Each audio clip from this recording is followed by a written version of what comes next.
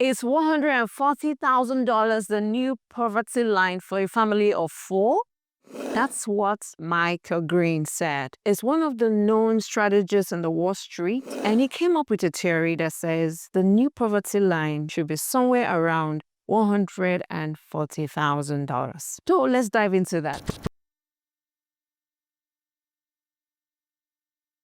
Michael wasn't being dramatic, but he was being honest. But wait a minute. Let me ask you something that might make you feel uncomfortable at first. When did making $140K become just getting by? Food for thought, right? The same way I felt when he first of all spoke about it. I was like, okay, let's hear him out. Let's know what actually he's saying. Because according to Michael Green, he said that number may now represent the new poverty line in the US. He got a lot of criticism, truth be told. He got some, but he got a lot of people that found it compelling and kind of brought them to reality. And once you understand it, it will get you thinking about how you make money, you work, and you invest. I can assure you. Why this might sound crazy? Before now, if you made $140K, it meant that you were doing very well. It meant one income, one parent living at home, affordable house, college within reach, and savings that could grow. That's what it felt like some years back. But that might have been the reality in the 1960s or the 1970s. Surely not in 2025, because if you're making the six-figure amount, it just feels like you're getting by. So back then in the 1960s, a family of 4 were making between $3,000 to $4,000 a year. I wasn't joking, or I didn't misspeak when I said that. Yes, go and research. Family of 4 in the 1960s and 1970s were making about $3,000 to $4,000 a year. And it was more than enough to take care of their needs. Not just their needs, but one person could literally do that and bring home. And the whole family will feel happy and feel very comfortable. But let's fast forward to today, 2025. What does that look like? We're hearing affordability. In short, the new word in town is affordability. That is what we're hearing everywhere. Housing has exploded,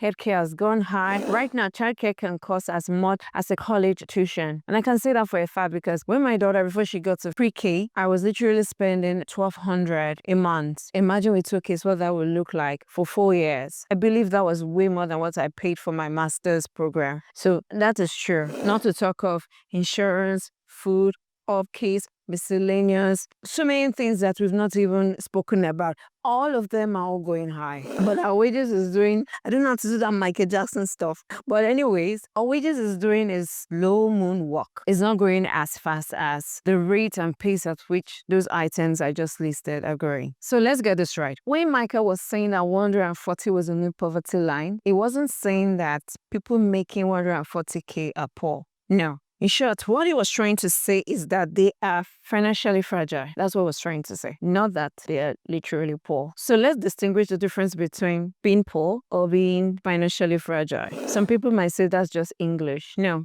There's a difference between the two. Poverty or being poor means lack of income, whereas fragility is lack of margin. Funny, right? I'll explain that shortly. It literally means that a family making 140 can literally be one event away from stress. Like a video that I recently did, a lost job, a lost check, illness, the breadwinner in the house losing his job can lead to just that event that makes everybody fragile or stressed. So when most of your income goes to expenses, your lifestyle on the outside may look fine, but on the inside, you're just barely living. I know some of you can relate with that, right? And over time, that brings about pressure, because tight systems brings about pressure. So that was what Michael Green was really pointing to. Not lifestyle inflation, not lifestyle irresponsibility, not because you spend anyhow, nothing like that. That was not what he was referring to. But a system where income alone or what you work for your W-2 can no longer keep up with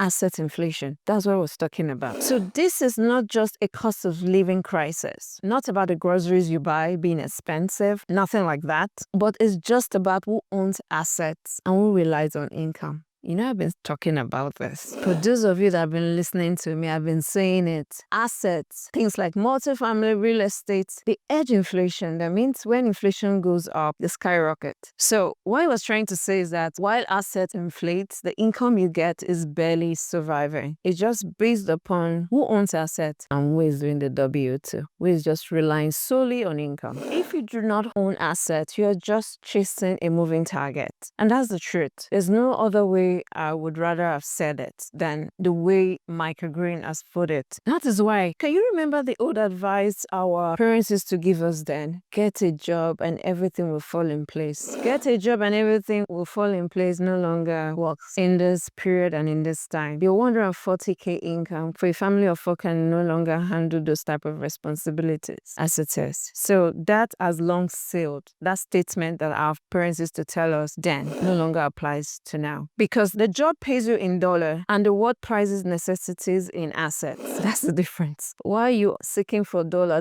that's been losing value? In short, it has lost, I think, 20% since the beginning of the year. The dollar that we both are using has lost value. So imagine you having a bulk of that or having that. That means if it has lost 20% of its value, means that you can no longer buy those things you could have bought. You have to add 20% more to buy those things you were buying before. So even earners are feeling stuck, not because they failed or because they didn't do what they were supposed to do, but because the game has changed. And if you're not going with the new game, you'll be left out. So let me be clear. This is not about fear. I'm not trying to make us scared or feel that your world is coming to an end. 140K can no longer sustain us. No, that was not the aim, or that was not what Michael Green was trying to communicate. Another is this about playing big or taking restless risk. That's not what this is all about. It's about the understanding that just relying on W2 is no longer sustainable in this period that we are in, because the W2 was not designed or was not intended to keep up with the long-term inflation. That was not the idea, but that is what exactly some people are doing. And that's why even our income families are now asking better questions like, how do I reduce pressure? How do I increase margin? How do I create income that does not depend on trading hours for dollars? Those are the questions they're asking now. Those questions aren't greedy, but they're practical. But before I move further, let me break down what my assumption was regarding why he feels that 140K is the new poverty line for a family of 4. So let's go through his breakdown. He said, today, a family of 4 faces a completely different cost structure. Here's how basic non-luxury expenses stack up in 2025. So he said, housing, 36,000 to 48,000. Childcare now would cost you 18K to 28K. And this is not being wealthy. This is just regular, nothing luxury about it. Then he said, healthcare, 12K to 20K. Transportation, 10K to 15K. Food, 9,000 to 12,000. Taxes and essentials, 15K to 25K. That total lands between 100K to 140K just to survive, not to strive. That was the breakdown he was given. So back then in 1960, the government set the poverty line by calculating food as 2/3 of your income. That is, back then, food was regarded as the highest expenses. But we know now that either childcare or housing has become the largest expenses in recent time. So that has changed the entire reasoning. According to the Bureau report, a family of 4, 31,000 is supposed to be the poverty line. But that is no longer applicable, given that other things have become more expensive, not because they are luxury, just the regular have taken more priority, are taking large chunk of people's income, making them feel more stressed than normal. And that is why he now considers, based on this breakdown, that 140K for a family of 4 is the new poverty line. So this is where I spend a lot of time helping people understand how today's economy actually works and how investing can be used as a tool, not a gamble. I'm not referring to the stock. I don't mean hype, not shortcuts, not the get rich quick scheme. What I'm talking about exactly is strategy, education, and long-term thinking. That is helping people move from fragility to flexibility. Because when the cost of living keeps going high, the goal is not just to earn more. No, that's not the idea. But it's for you to build systems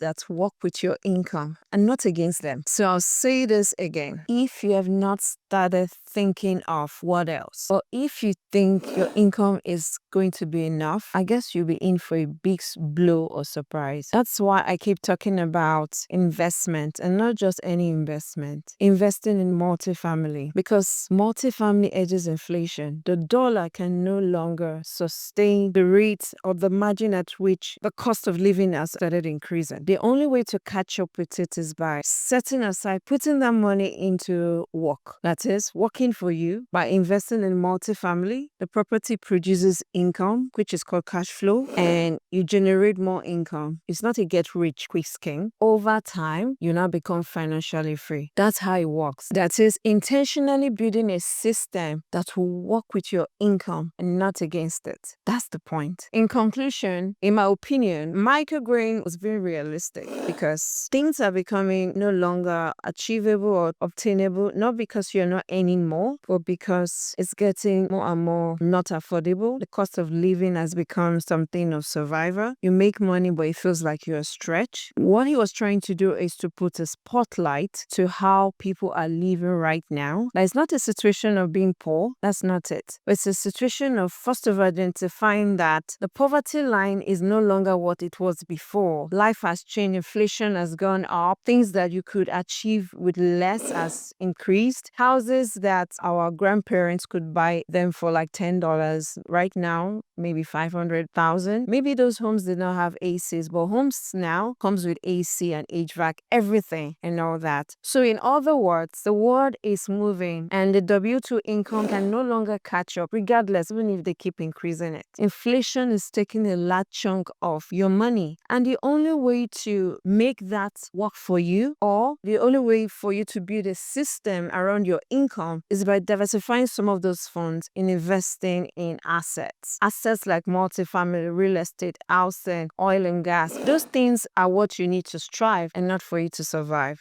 And that is the point. So if you've not subscribed to my YouTube channel, please go right ahead and subscribe. Please don't forget to comment, like, and share. To do us a lot. If you do, it will make a lot of people see our video and will help them as well. Because as much as possible, we want people to understand that just working is no longer a pathway to becoming wealthy or having financial freedom. It's no longer achievable that way. You need to build systems and structure by relying on assets that edges inflation in order for you to thrive. I look forward to talking to you on my next episode.